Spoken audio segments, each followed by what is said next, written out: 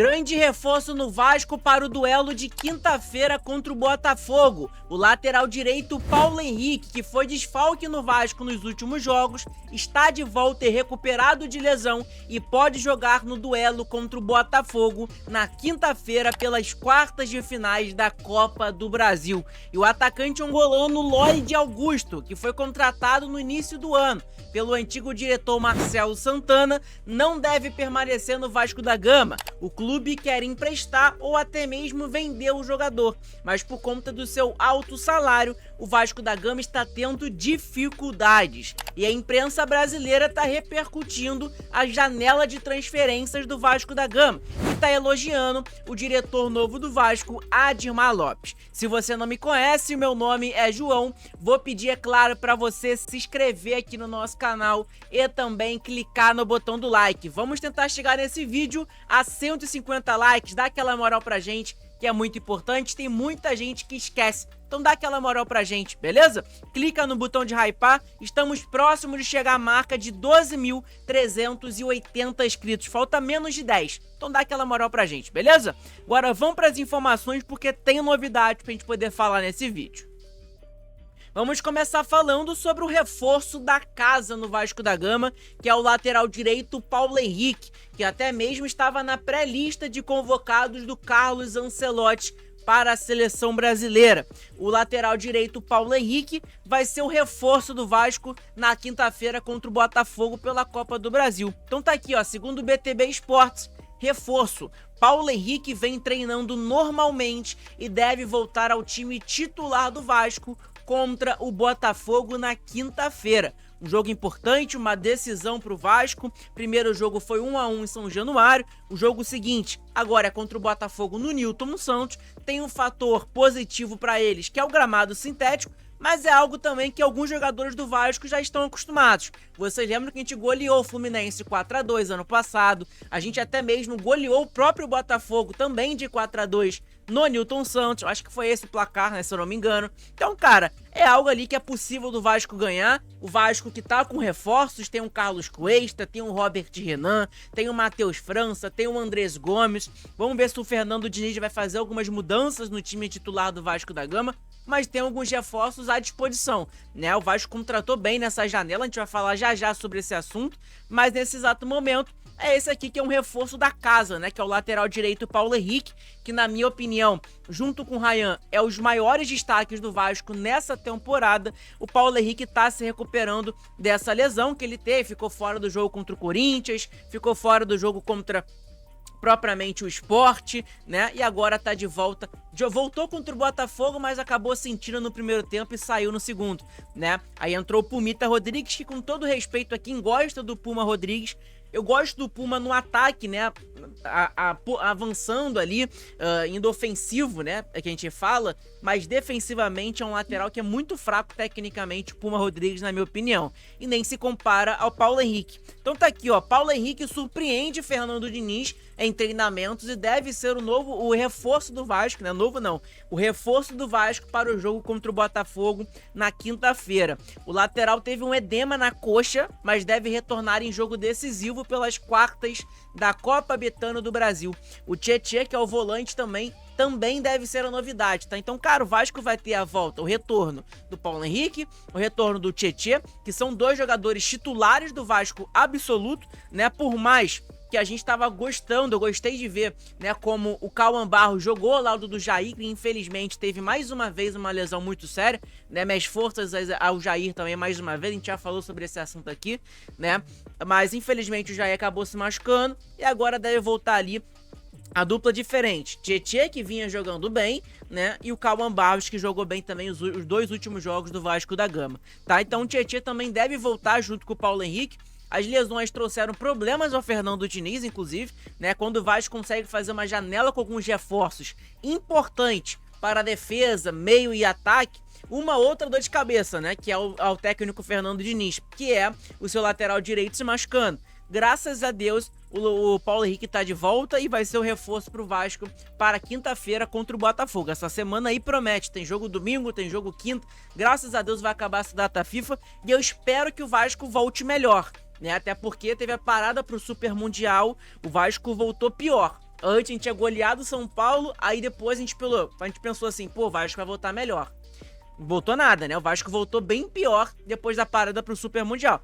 Espero que agora o Vasco volta melhor, né? Que surpreenda. Então tá aqui, ó. Ao todo, 7 jogadores entraram no departamento médico do Vasco, né? Na pausa. O Vasco vem tentando aos poucos recuperar atletas importantes antes da sequência no Brasileirão, né? Claro, agora não vai parar mais. Né? E a situação do Jair é aquela que só volta só ano que vem, no meio do ano.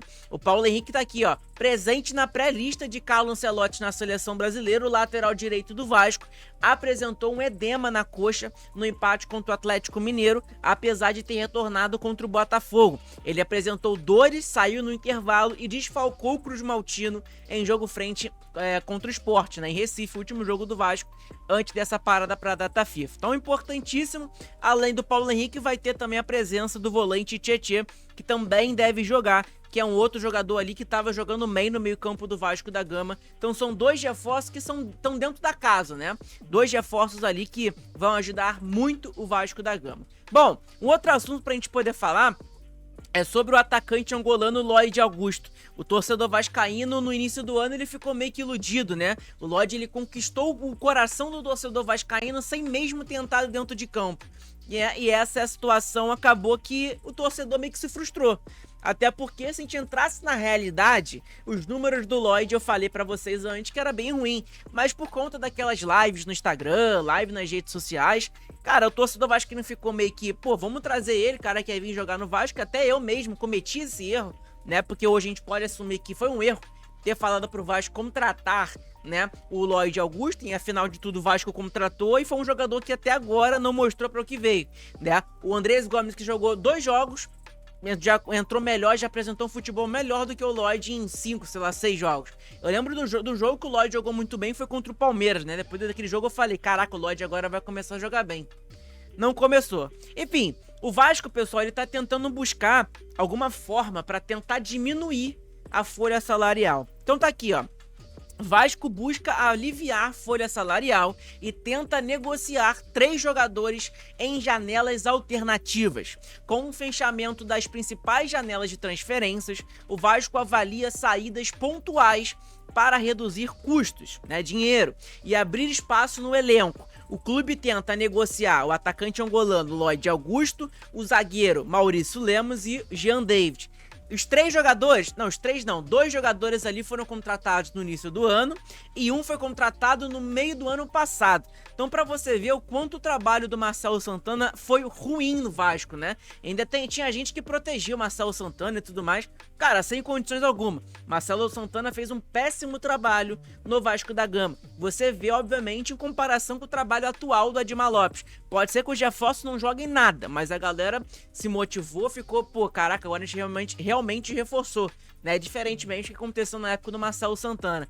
Enfim, daqui, ó, antes da última janela, Matheus Carvalho e Lucas Oliveira também estavam entre os cotados para deixar São Januário. No entanto, a lesão de Jair fez o volante, né, o Matheus Carvalho, voltar a ser considerado importante.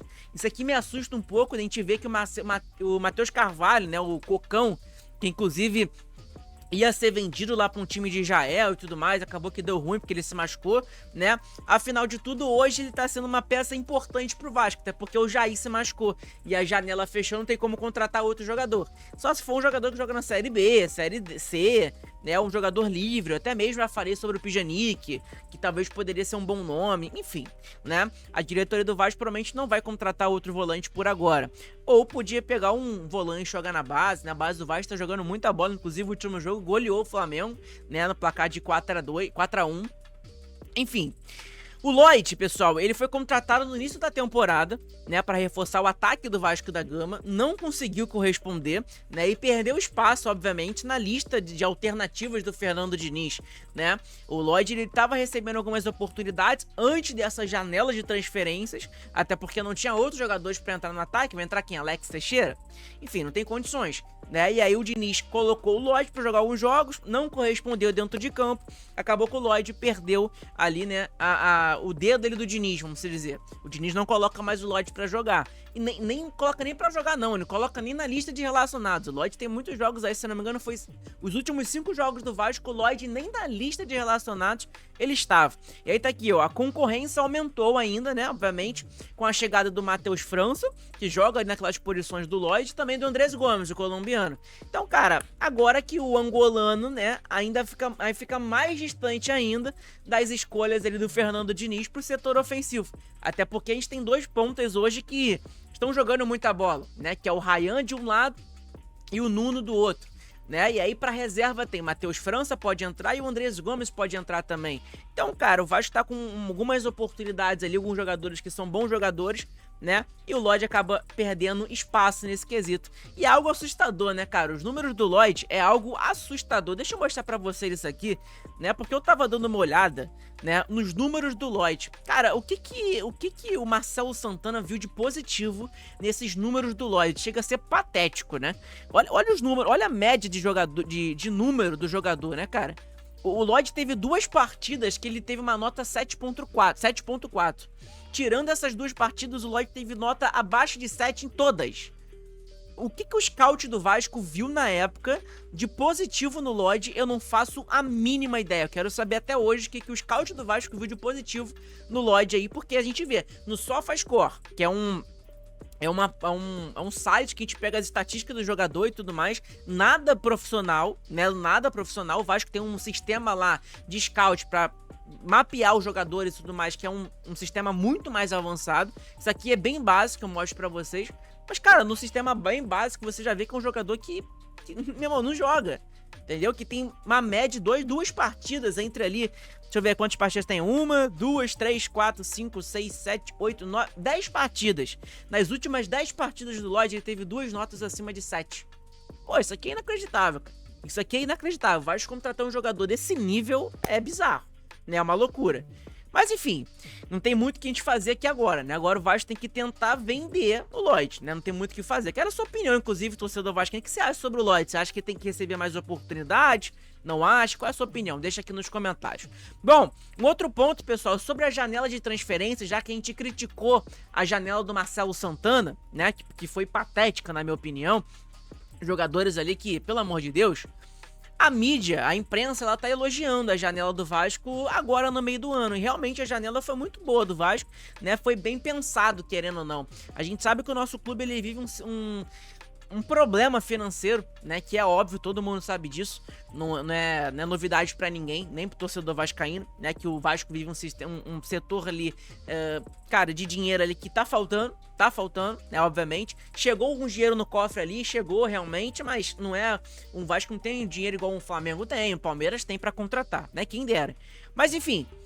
Fato é que a imprensa tá repercutindo essa janela de transferências do Vasco. E o Carlos Eduardo Mansur elogiou, né, os últimos reforços do Vasco da Gama pro restante da temporada. E, obviamente, se elogiou os reforços, tem que elogiar o Admar Lopes, né? Porque o Admar Lopes foi o cara que contratou e mudou aí a cara da janela do Vasco, né? E a gente aguarda que na janela do início do ano seja uma janela melhor ainda, né? Até porque não vai ter pressão, o Admar vai ter mais tempo ainda para poder contratar. Pô, vai ser uma janela muito boa do Vasco. Claro, se permanecer na Série A, a gente tem que permanecer na Série A, né? Eu acho que isso aqui não tem nem discussão aqui.